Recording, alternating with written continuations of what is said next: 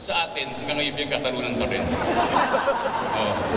Kaya kung halimbawa man na meron talagang panukli at sa umaga, mag-provide naman kayo ng panukli. Sapagkat yung mga pasahero na yan, nag-aarimuhan din, nag-aarimuhan yan, katulad ninyo. Ang isa pa, yung mga bagahe na pag nilagay doon sa likod, at hindi na pinaalala sa pasahero, dire-diretso na kasama ng uuwi ng taxi driver. So sa madaling salita, maraming mga kalokohan, kagaguhan na dapat ating i-correct. Ngayon, bilang founding chairman po ng Radyo 5 Taxi Squad, nais ko ang bawat isa ay maging performer. Hindi yung ID na ibibigay namin sa inyo, hindi yung mga pribilehyo na pwede nating ma-avail sa pamagitan ng Radyo 5. Kayo ay maging performer. Ang bawat isa ay may responsibilidad.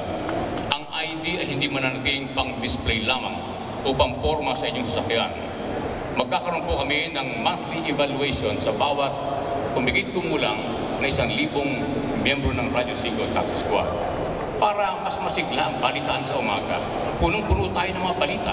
Pagmula pa lamang sa programang Todo Balita na ngayon nangunguna sa umaga, sa pinaka-latest survey, tayo po ang nangunguna sa umaga. Magmula alas 6, pababa na, hanggang sa gabi, tayo ang nangunguna Radyo 5 sa buong Balakhang, Maynila. Ngayon, ang bawat isa, magkakaroon tayo ng monthly evaluation. Aalamin kung sino yung mga aktibo at mga pumuporma lang, nag-display lamang ng ID.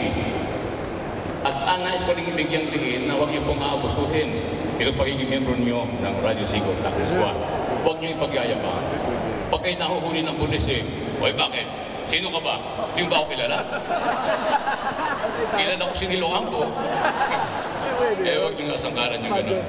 Dapat meron tayong self-regulation at responsibilidad sa ating mga sarili. Mabuhay ang Radyo 5 and welcome sa bagong membro ng Radyo 5 Taxi Squad. Thank you. Maraming salamat.